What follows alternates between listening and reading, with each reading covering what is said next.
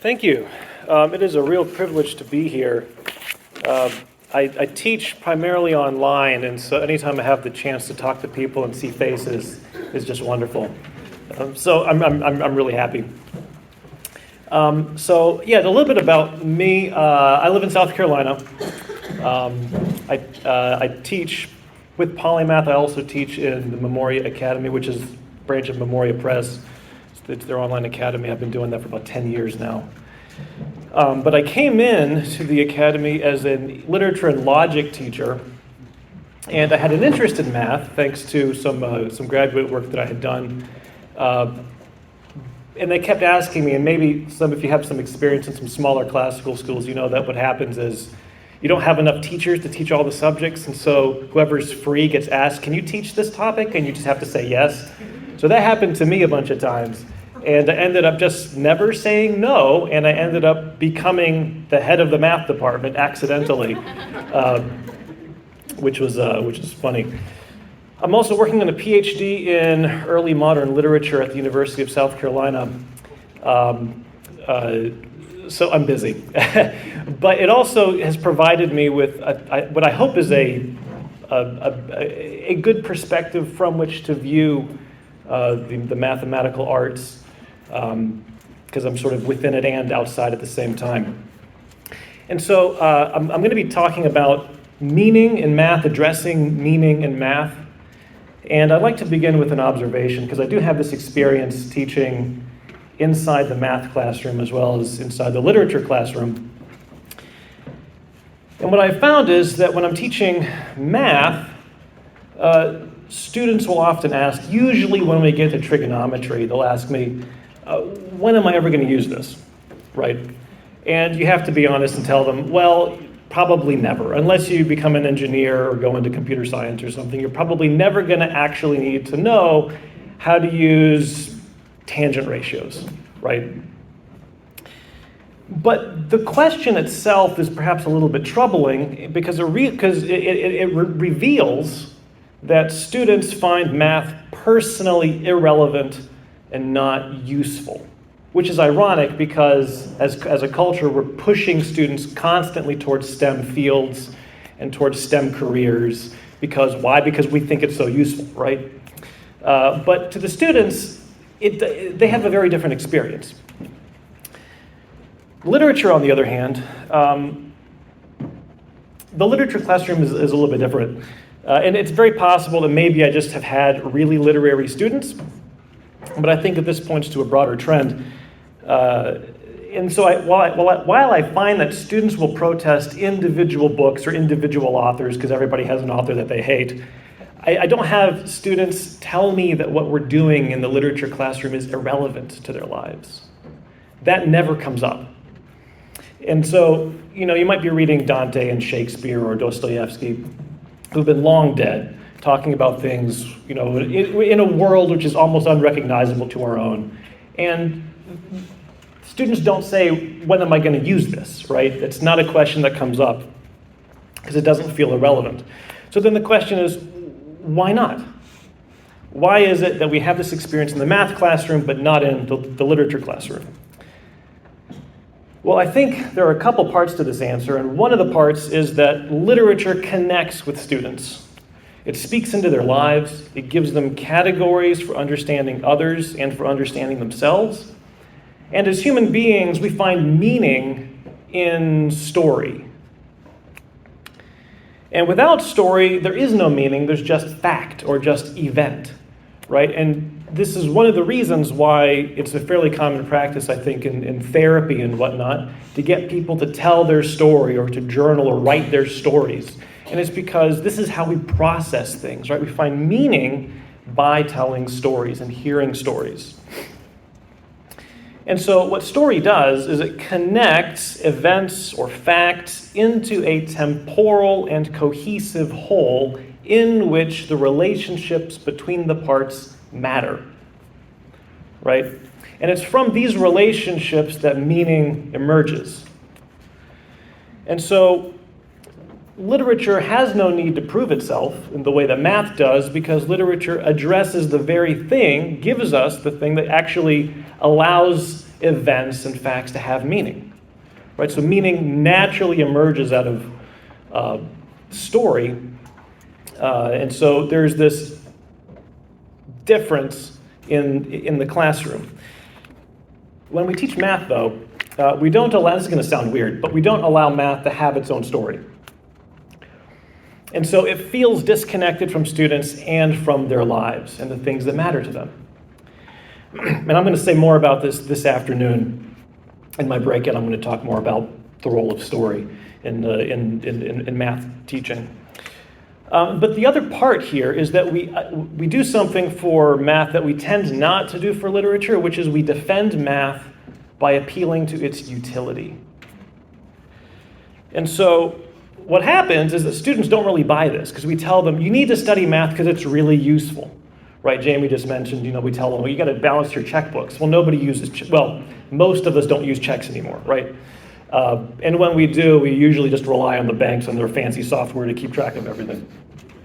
Or we tell them, or we used to tell them, I guess, well, you never know when you're going to need a calculator or not have one, so you better do it by hand. And it's like, well, now we live in a world where we're drowning in calculators, right? So all of the reasons that we've given ring false. And so students don't buy the arguments, and as I said earlier, they don't find math personally useful because they're never going to use this stuff, or at least most of it. And you'll also notice that in even asking the question, when am I going to use this, students are assuming that the reason they should do something is because it has some kind of immediate practical value, which is one of the things that I would like to question. And so the reason these questions don't get raised in literature is because we tend not to defend literature this way, because it's really hard to defend literature from a purely utilitarian standpoint, right? There are a lot of parents, I'm not saying any of you, but a lot of parents, shudder when their, a college-age child comes home and says, I'm going to major in English or something, rather than engineering. So we tend not to defend literature on the basis of utility, and so that doesn't even come up as a question for students most of the time. So what's happened then? What's happened is that students have absorbed a set of bad assumptions that we, as a modern, secular-minded society, have modeled for them. And so I'd like to give you two of these premises just as an example, so that we can think more carefully about them and what they might suggest and how to respond. So the first premise here is that science is valuable because it gives us power. And this could be power over our circumstances, power over our environment, over each other at times, right? And science also, and the technologies that science gives us, give us opportunities for wealth acquisition, right? So we have lots of opportunities to make money, and we get really fancy toys. So science is valuable. Math is valuable. Here's the second assumption. Math is valuable because it has scientific and other, financial applications. Right? So if we take these two as premises of an argument, science is valuable because it gives us power, and then math is valuable because it has scientific applications, well, then the conclusion emerges, right, that math is valuable because it gives us power. And is this really what we want to be teaching our students? I think not, right? But this is exactly the thing that we are implying when we defend math by only appealing to its apparent utility. And alongside this, by the way, when we say these things, or don't say them, but just assume them, we're also implying that education itself has no intrinsic value, right? And that the only value that it has comes from its apparent utility. And so we also imply then that things only have value insofar as they bring us material or social benefit. And along with this, we perpetuate the lie that we have all heard so many times, that education is really just to get a job, and that work is a necessary evil in the pursuit of a retirement, and that we finally get to retire for a few years before we die. Hooray. So, how did we get here, right? How did we get here, and why is it so difficult to think about math in a distinctly Christian and classical context? There are a couple reasons, and there's one which I think will be a little bit more immediately obvious, and then the second one is a historical one, which I'll delve into a little bit. But the first reason that we seem to have overlooked math in classical education generally is because its objectivity makes it seem more immune to ideological pollution. And what I mean is that there are lots of other subjects where you can find things like critical theory, right, sneaking in various ways, affecting the way that we teach or think in these subjects, and you find that a lot less in math. You're much less likely to have a conversation about class structure in math, right? But the problem with this is that even in thinking this way, you'll notice that a materialist ideology has snuck in anyway. Because we're assuming that math is merely a tool and a neutral one at that. There are no neutral tools, right? Even a hammer is not neutral. It's got a handle. The handle suggests something. It suggests a particular form of use, right? A doorknob on a door. It's a tool. It suggests something to you. Hopefully, and it corresponds to the way it actually works, and it's not one of those doors where it looks like a pull door, but it's a push door, you know? But these things are not neutral, right? So math is not neutral either. So that's the first reason that we sort of overlooked it, because we have this assumption that math is somehow more immune. And the other thing, too, is that in the rebirth of classical education that we've seen over the past 30 years or so, there were a lot of other subjects that seemed more pressing because they were more central to our idea of what it means for an education to be classical, right? So we had to save some subjects that were at risk of being corrupted somehow through ideological pollution, as I said. And then there were others that we simply had to put back into the curriculum because they've been taken out, like Latin, for instance, right? So there seemed to be more pressing needs, and so math was sort of overlooked for a while. The second reason that we seem to have overlooked math in classical education is because it's not very well understood what a classical pedagogy looks like for math. And there's some good reasons for this, and there are historical reasons. And before I get into the history, let me just say, because I know that some of you might be historians, whenever we talk in really broad historical generalities, there's a sense in which everything that I say is false, right? Because history is worked out by individuals. And so when we talk in these huge categories, well, they're true in a sense, right? So just bear that in mind as I go through this. But generally speaking, this is what I think has happened.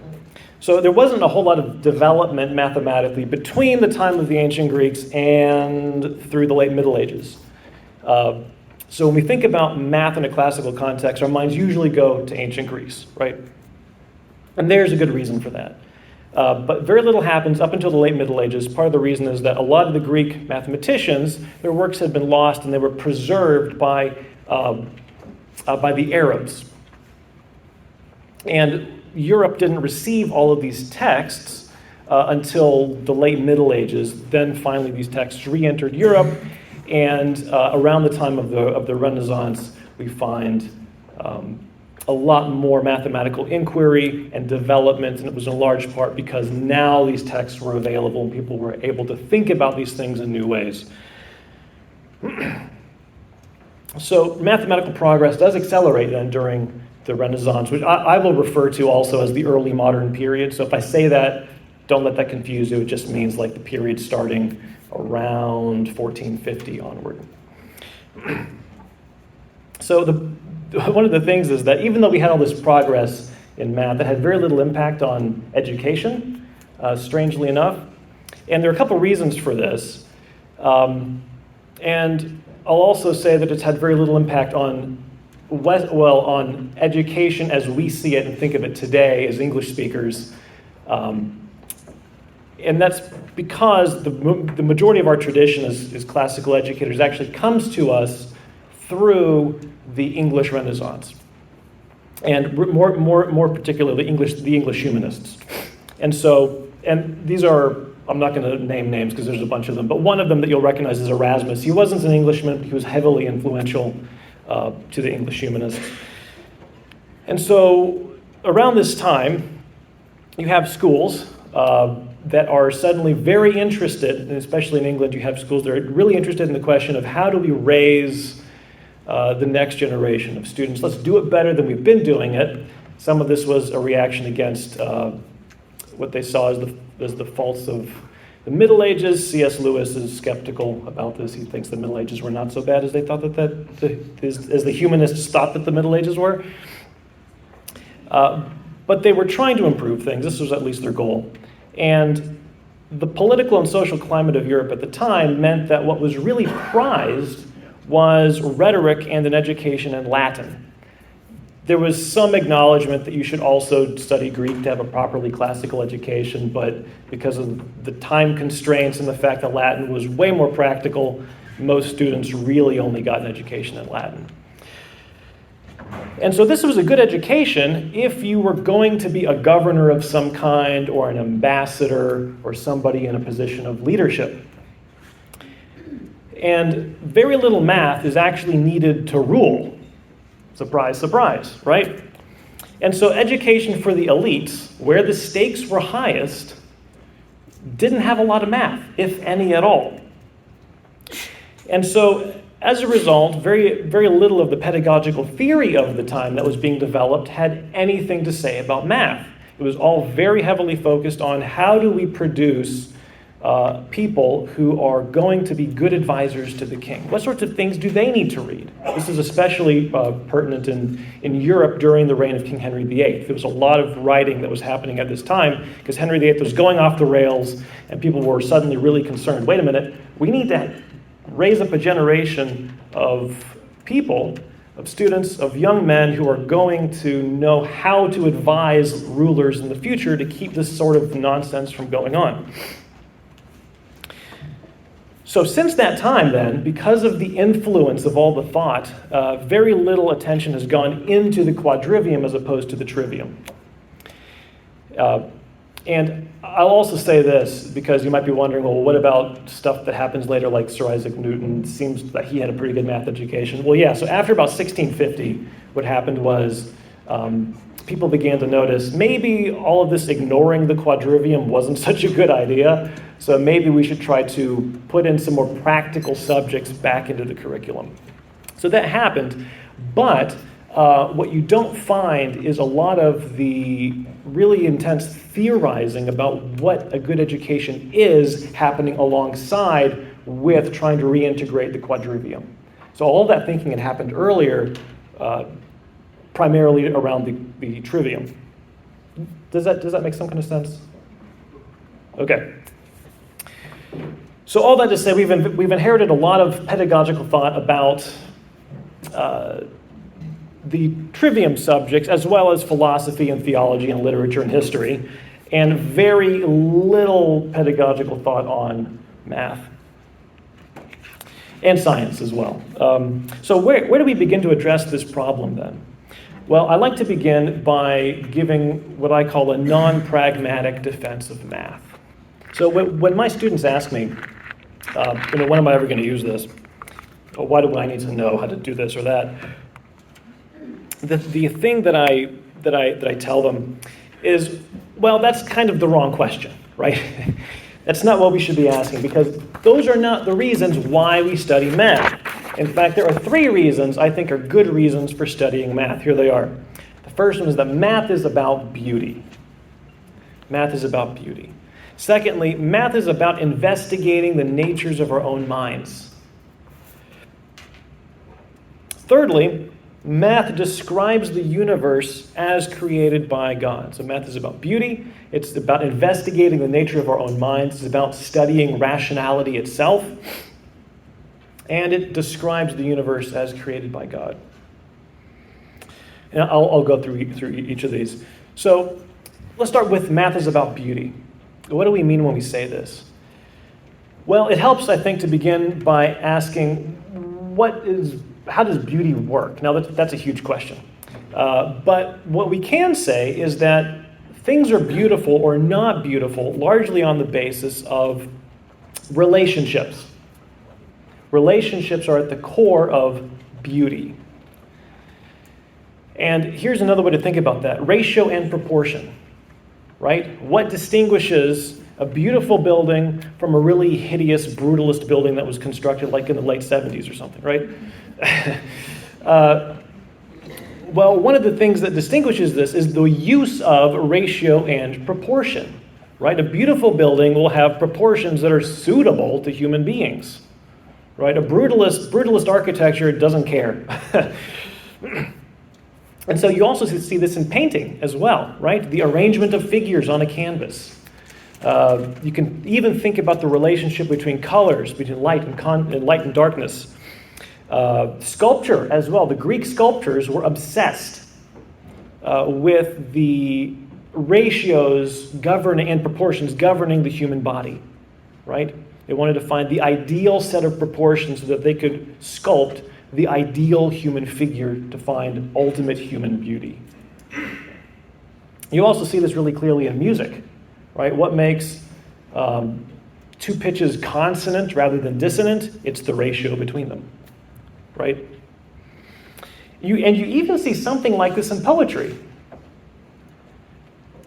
Now, poetry is not math, obviously, but there are analogous concepts here like meter and rhyme, right? Where there's a relationship. Even something like metaphor or simile, there's a relationship which is being explored in those images, right?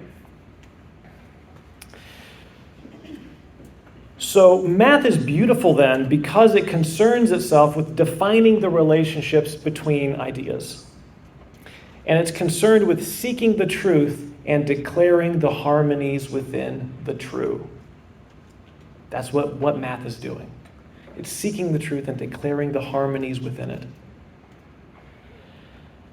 And so this can be a little bit difficult to communicate to students sometimes because we're used to, when we think about beauty, we're used to thinking about things that we can see or things that we can hear, right? Or unless you're like really into food, maybe things you can taste too, right?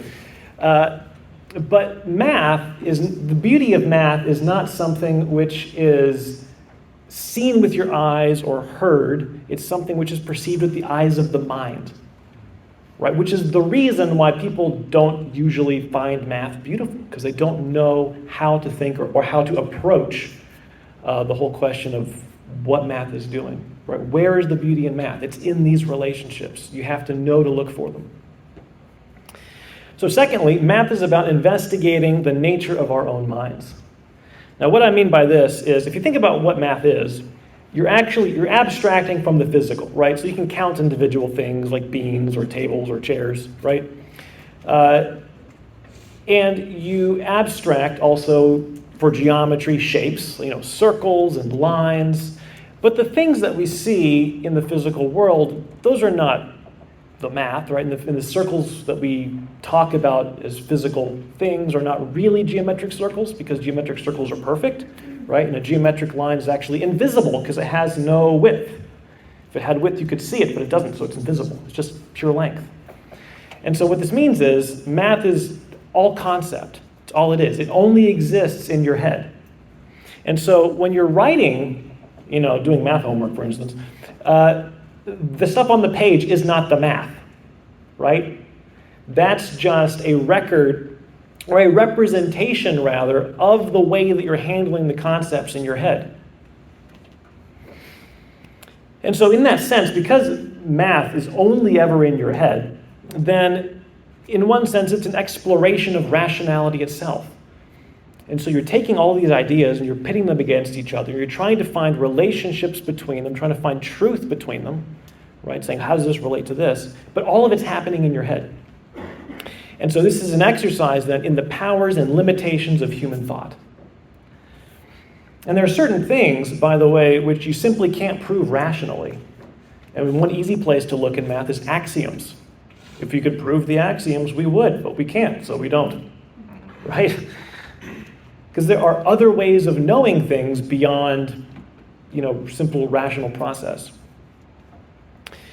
There are places rationality can't reach, right? So another example of this, a non-math example, is the Greek philosophers, Plato in particular, and Aristotle, they were really good about reasoning their way to God's existence. They knew God existed. They reasoned also out a lot of his attributes, and they got them, largely right. Some they got wrong, but mostly right. But the thing that they could never have reasoned their way to was the incarnation, right? Because that's something we can only know through revelation. There are places rationality simply can't reach. And you see that once you begin to look at the limitations of math. So thirdly, math describes the universe as created by God. So as you know, and this is something physicists are always teaching us, math underlies the physical world in some amazing ways, almost like a blueprint, right? And one of the amazing things is that there's a sense in which math is actually man-made. Now, there's also a sense in which it's not, and there's this debate. You might have heard people argue math is a product of human ingenuity, and other people will say, no, we only ever discover math, we don't invent it. Well, the answer is both are kind of right, and here's how. The way I like to say this is to say that math is a writing system that we've invented to describe a language that was already there, right? And so the concepts themselves and the relationship between the concepts, these are unavoidable because of the structures of our minds, right? The rational ways in which we have to think, because that's how God made our minds. Those concepts are in one sense unavoidable. The way that we express them and relate them through the language of math, that's something human beings had to invent, right? Like if you want to know, just as one little historical note, why we're always solving for x and not something else, well, it was Descartes. He was the one who sort of standardized x. And earlier, so Diophantus, who was considered by some to be the father of algebra, ancient Greek, he didn't have even really numbers because the Greeks wrote their numbers as letters, kind of like Roman numerals, which is crazy. But when he was doing algebra, he would talk about sigma. That was his thing he was searching for. And then if he had another variable, it would be the other one. So we've come some long ways, I guess, is what I'm saying, right? In the way that we've thought about how to write these things. So as I said, it's really a miracle that math describes the universe at all, because it's something which really is happening in our heads, right? And it's amazing to me that you could theoretically go into a closet with a pencil and paper and, by the grace of God, come up with some amazing insight into the nature of mathematics. And you could hand your discovery to a physicist who might be able to tell you, or an astronomer, who might be able to tell you, oh, look, this actually explains some profound mystery of the universe that we didn't know how to describe earlier, right? Which is, the fact that that's even possible is mind-blowing. And even people who don't believe in God, I think, have to wrestle with the miracle of this correspondence. To them, it's a miracle of nature, right? But what it tells us is that the substructure of the universe is actually language and intelligence. That's what underlies all things, right? Language and intelligence. And this should call to mind the way that John begins his gospel, right? With the Word who spoke all things into being. So in consequence, when we study math in the right way and in the right spirit, what do we learn? Well, it teaches us about God and our relationship to Him. And math, as applied in the sciences, grants us a rare look behind the curtain of physical reality. And all of this points to the fact that Christ made all things and formed our minds and the universe to correspond to each other. Why? What's the point of this correspondence? So that through the correspondence, we might come to know Him. So here's a question. How does this translate to the classroom?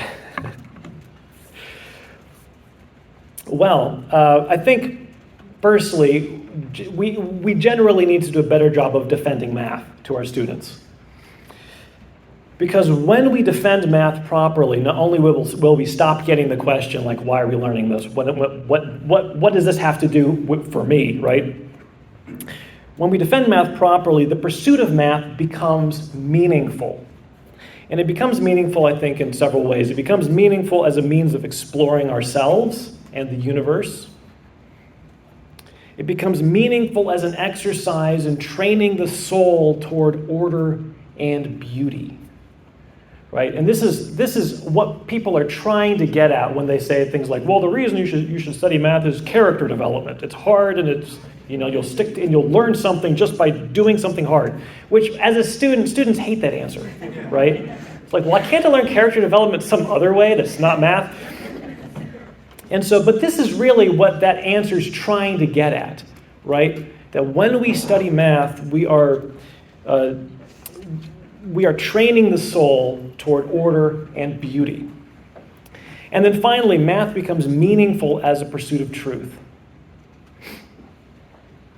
And now the secondary reasons, like the usefulness of math, these now find their proper place once we've placed these other things first. And so now we can talk about math being super useful without predicating this on some kind of misguided desire for power, right? And now we can talk about the utility of math as naturally arising from math's rootedness in beauty, truth, and the mind of God. If it's really rooted in these things, how could it not be useful? How could God not intend us to use math for the betterment of mankind, ourselves, and the world, right? So I'd like to also address the lower school teachers, math teachers here. Yeah, a bunch of you. I'm going to address the upper school, I think, this afternoon. But for those of you in the lower school, I wanted to just say a few things, because I realize, having said all this, you might be wondering, yeah, but my kids are like this tall, and how are they going to understand? Well, here's the good news. You don't need a nuanced apologetic for math to communicate this. Okay, I mean, this is useful for like the high school students, but you need another way to communicate this for younger kids, right? And really, all you have to do in lower school math, I think it boils down to two things. The memorization of math facts, right? And you interpret that however you like, because I think that's super broad. But the memorization of math facts is they have to know certain things and have to be able to do certain things. But the second thing is the cultivation of wonder and curiosity. Right? So they have to know something, but then you also have to cultivate wonder and curiosity. And wonder and curiosity are cultivated by looking at the mathematical harmony of nature. Right? That's an easy way to communicate this. And if you can give students experiences where they can begin to see the mathematical harmony of nature, maybe by showing them, how flower petals follow a pattern or something, or those nautilus shells, with those spirals. There's thousands of examples that you could turn to find the mathematical or harmony of nature. Well, when we do this, we're actually emphasizing the order and the beauty of math, right? This is something which is naturally being communicated to the students. And it also emphasizes, because we're looking at the created order, it emphasizes that math describes the world as a thing created by God. The other way to do this, so mathematical harmony of nature is the first way. The second way is to simply look for patterns and to guide students through the discovery of patterns. And so you could do this, with like counting flower petals and whatnot. You could also do this by just giving them like a multiplication table and saying, hey, look, there are some patterns here. I'll give you one example of a pattern. See if you can find more. There's lots of patterns once you start looking in a simple multiplication table. And by that, I just mean, the one where it's like 10 across, 10 down, right? And so crazy stuff in there. But if you can guide students toward this, and they can begin to look for patterns on their own and realize, oh, wait a minute, something as simple as a multiplication table's got, all of these fascinating patterns built into it. Well, this emphasizes the rationality or the order of math, again, as well as the truth of math. right? Because now you begin to see that there are these patterns which repeat and repeat and repeat. I will say as a word of caution, sometimes there are false patterns. So you have to be on the lookout for those, because sometimes a thing looks like a pattern and it's not, which is why later on you teach them how to prove things, right? So the other thing I'll say as well, just to address other topics, because I think this is also relevant. Simple utility is not an appropriate measure for other disciplines either, right? So even if you're not teaching math or science, I still think you can't defend the subjects that we're teaching through simple utility. Oh, it's useful for this or that thing, right? And it's because in primary and secondary education, the point is formation. That's the point. And so formative subjects should be studied because they address a student's need to understand himself, to understand the world, and to understand his place in the world. Right? Those are the basic things that we're trying to communicate. So we're addressing the student's need to understand himself, the world, and his place in the world. And we're also trying to impose order on disorder, right? The students come to us very disordered in mind, very disordered in soul. Clearly there's only so much we can do. But as far as we're able to, we are to impose order through our teaching in whatever subjects that we have to form the mind and form the soul. That's the point, right? And so regardless of the subject, as long as it's in the umbrella here of primary, secondary education, none of these things should be studied merely because, they're somehow really useful out there in the world. Now that's not a reason, I have to be careful when I say that. There are certain things which definitely you should learn, right? Because it is important to prepare students for the world out there, but that's not where our focus should lie. And it's because if we get the formation right, the rest will take care of itself. That's really what I'm trying to say, right? But first things first. So I'd like to end then by just encouraging you all, because I know I find myself the good part of the semester is usually the first part of the year. It's the good semester where before you're burned out and exhausted and just everything's terrible. But I find that it's always really helpful to keep certain things in mind, and so I just like to leave you with some encouragement, which is that regardless of the subject that you teach, God doesn't call us to be brilliant, which you might feel a lot of pressure to be brilliant. I feel that pressure. I'm not, but. We have this pressure we think we place on ourselves, or we think other people place on us to be brilliant. We're not called to be brilliant people, right? We're not called to be educational wonder workers and change every student, because only the Holy Spirit can do that, right? What we are called to do is to be obedient stewards with the tasks that God has given us and the powers that He's given us, right? With the talents that we have. And when we do this, to the best of our ability, God will use our feeble efforts for His glory. So may God bless all of you with strength, wisdom, and endurance this coming year. Thank you.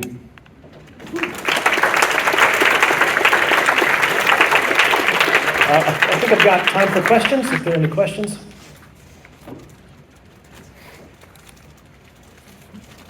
Yes? So part of what I'm taking away is that you're saying math is all concept, it's only ever in your head. And I think sometimes the students, as they progress, it gets harder for them to take those symbols and visualize it in their head. Mm-hmm. Do you think that part of that is also reinforcing the importance actually of literature at a young age, where they're having to listen to language and create that visualization in their heads themselves? Would that actually help them in math? Yeah, that's a really good question. Was everyone able to hear that? No. So tell me if I'm getting this right. So I think the question was, students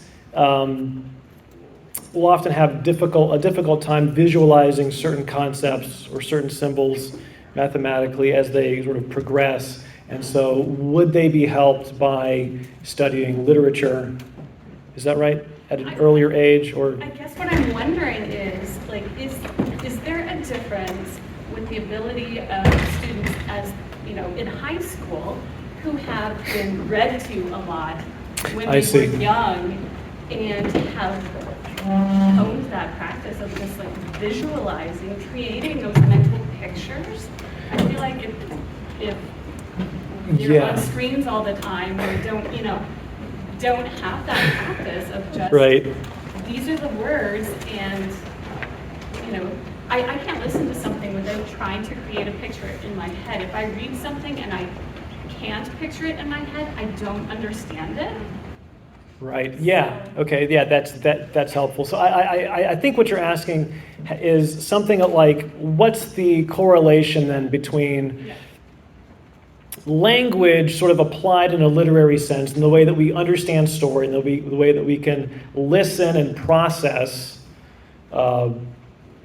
language, which we learned how to do this when we listen to stories and tell stories. How does that correlate to processing math concepts? Yeah, I think that's a really good question. And I think you're right in thinking that there must be some correlation because math is a language.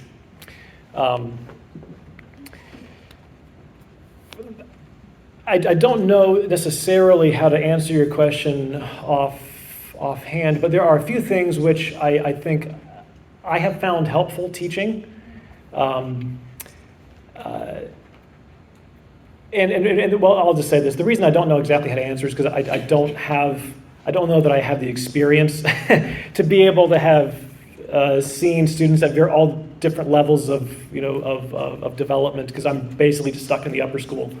But what I will say is one of the things I'm a strong believer in is when I teach,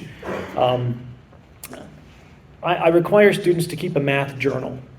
And this is really important to the classes that I teach. And so I think some of you, or one of you or somebody, might be using the book the geometry book that I wrote. Yeah, so this is really important for that one. That they have to be keeping a math journal because it's in the journal that they process. And so you can process things by running equations, but there's something about processing through language, which I think is also critical. And so one of the things that I require students to do is, for instance, if they're reading Euclid's Elements, just as an example, I make them say at least one intelligent thing about every proposition that they read. And they have to write it out in full sentences. And I tell them, look, even if you didn't understand something, you can still write that. And here's how you do that. You say, I did not understand this proposition because, right? And then you say, because these were the things that I found tricky and difficult. Maybe if I had a better grasp of this would have been easier. And even in doing something like that, you're actually engaging with the material at a totally different way than you would if you just sort of read the thing and said, I think I know what's going on, and moved on to the next thing. So I don't know if that really gets at what you were asking, but I do think that there's a tremendous amount of value in getting students to process things through language and actually talking through problems. So probably studies somewhere. Probably. I was going to say, well, I have to look up and see if there's research on that. Right, There's probably right. research on that. And I think that makes sense, and that's probably why people don't like math as they get older, because they can't visualize that, Yeah. you say. So I get that, because I'm the same way as you said, like when you read a book, you have to visualize the characters. So in fact, I've told people, I actually like to watch movies first, and then read the book, because then I won't get disappointed when it's not my vision. Yeah, and to that point as well, this is one of the reasons that this is sort of a contentious issue, but one of the reasons that I think we should be teaching geometry before Algebra 1. And it's because in geometry, you actually have like a visual representation to look at. And sometimes the student's ability for abstract thought hasn't really developed. when they take Algebra 1, for instance. And so it's a little bit easier sometimes to get lost, in all the abstractions. But if you do it geometry first, a lot of students are helped by actually having, like a circle to look at and go, oh, I can actually see the figure. And then they have to know in the back of their heads it's not really the figure, right? It's just the representation on paper. But there is something really useful about having that thing to look at to help with the visualization. Any other questions? This Yes? is not really a question, just maybe I wonder, an aha moment I just had when we were interacting with Mrs. Creech. For younger kids, would it be useful, helpful to reframe a math lesson by saying, this is just what popped into my head. When I write this fraction 1/3 on the board, what are you thinking? What are you seeing? What does that remind you of? Can you write a sentence about what that means? Is that a useful tactic in what you're saying? It's making it more of a language? Yes. I would say that would be a great thing to do. The only caveat I would put on that would be I would give that as a lesson, and maybe as like the lesson after you taught fractions. So once you've taught the fundamentals of fractions, then I would say, okay, maybe the next or a couple lessons later, say, all right, now let's go back and let's think about, what do you visualize when you see this fraction? What's in your head? What are you imagining? Then I think it could be useful. And that would also be a really good way of immediately spotting the students who haven't really grasped the concept. So I think that would be a really good idea. Yeah. Yes? You mentioned math facts earlier, and I was just curious what your kind of opinions on best practices for those are, as far as like rote memorization versus a just stronger familiarity with number sense. Do you have any opinions on that? Yeah. I don't know that I have a lot of opinions, again, because all of my thinking is really just geared toward upper school. And so I have very limited experience with lower school subjects. But I will say I lean, I think, more on the side of rote memorization. And the reason is that the place where you really need to emphasize how ideas connect is later on, once students have developed that better capacity for abstract thought.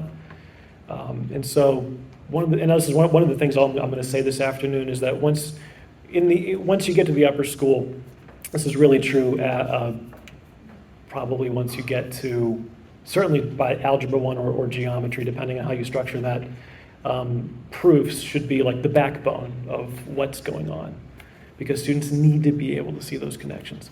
So that's super important there. I think it's less important when the students are younger. I don't know if that helps. Yes? I have one, and I'm not a math teacher, but I think that this might apply in other subjects as well. Sure. I thought when you were talking about the journal, and you explained, it makes sense to me, what you didn't understand, what happens and how do you handle when you get, I didn't understand it because it didn't make sense. I didn't get understand it because it's dumb, or whatever. Didn't understand it because it's dumb, yeah. I could definitely see some of my students writing that. I would just push them and say, like, you got to say something more. You can't, you have to get beyond that. And so I just push them for details. Yeah, why didn't it make sense? What was the point at which you got stuck? If they're like really being ornery about it, you could just walk them through the whole thing and say, all right, did this part make sense? Yes, good. Did this part make sense? Yes, good. Did this part make sense? No. Oh, okay, right? Now we know where to focus. So that's I think how I would handle that. Yes. So I'm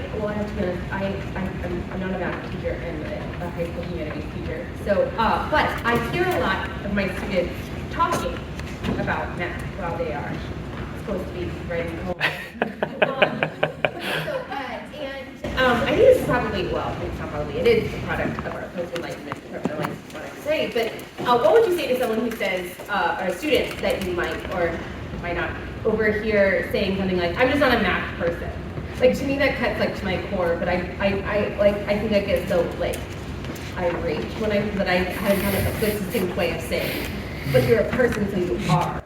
That's right. Yeah, right. Yeah, people kind of like how people say, like, well, I'm not a theologian, but it's like, well, yes, you are. Like, you might not be a good one, but you are. Yeah.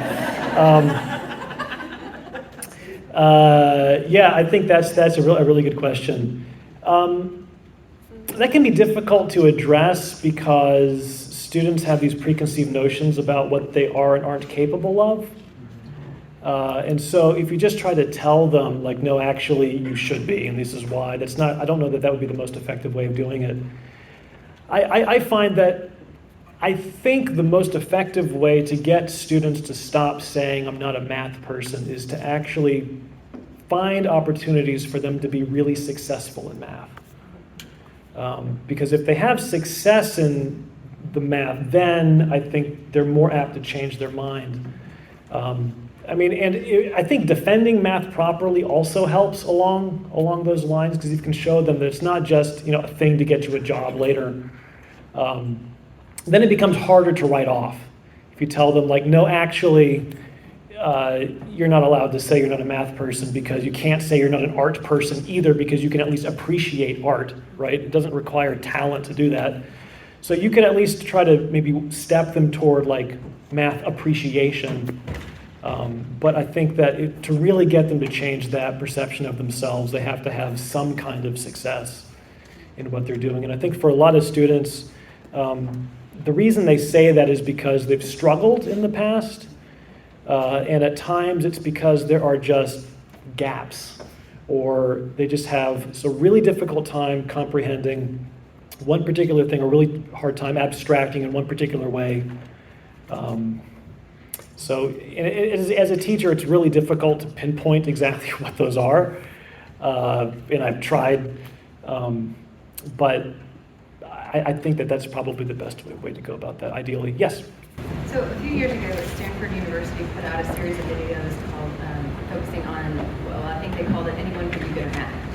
And they basically went through and talked about how just because you struggle with this doesn't mean you're not good at math. And they interviewed a man who received, I guess, the equivalent of like the Nobel Peace Prize of math, the highest regard, and I think he might have won it twice.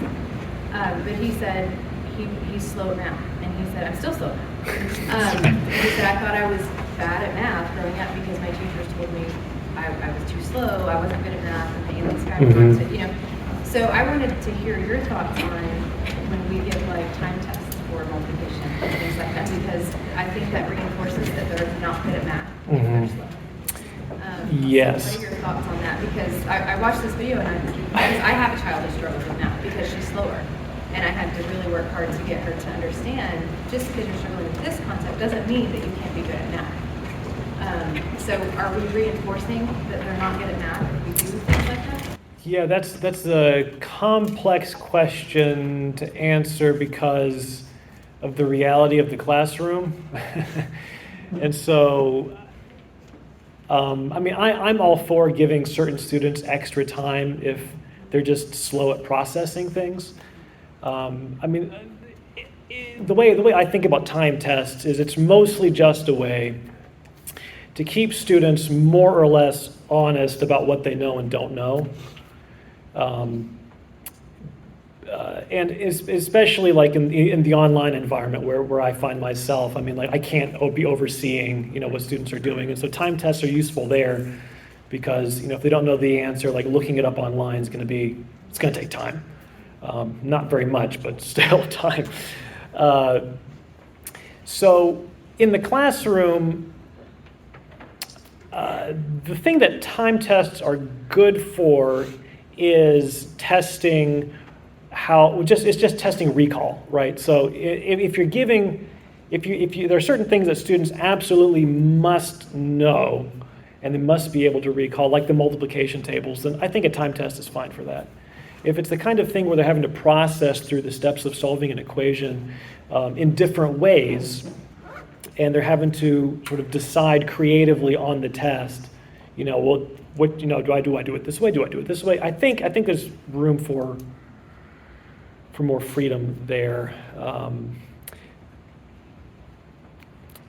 But I guess it feels to me like it's one of those things where it almost need to go by case basis, just because I don't want to penalize students for being slow, because I realize not everybody thinks that it's at the same rate. And this is also another side note to what you were saying. There's lots of different math disciplines that require different ways of thinking. And certain students will naturally be better at one versus the other, which is one of the reasons why you'll often hear students say that they loved algebra and hated geometry, or loved geometry and hated algebra, right? And it's just because it appeals to different ways of thinking. But even beyond that, I mean, there's lots of other like sub-disciplines in math which require just totally different ways of thinking. Like there's even, I mean, you can find Wikipedia articles on this, but there's even like people who just study how, tiling problems, how you can lay different shapes next to each other, which is, I mean, that's a different thing. So, yeah. Did that answer? Sort of? Okay. Any other questions or comments? Vehement disagreements? No. Thank you. Okay, thank you.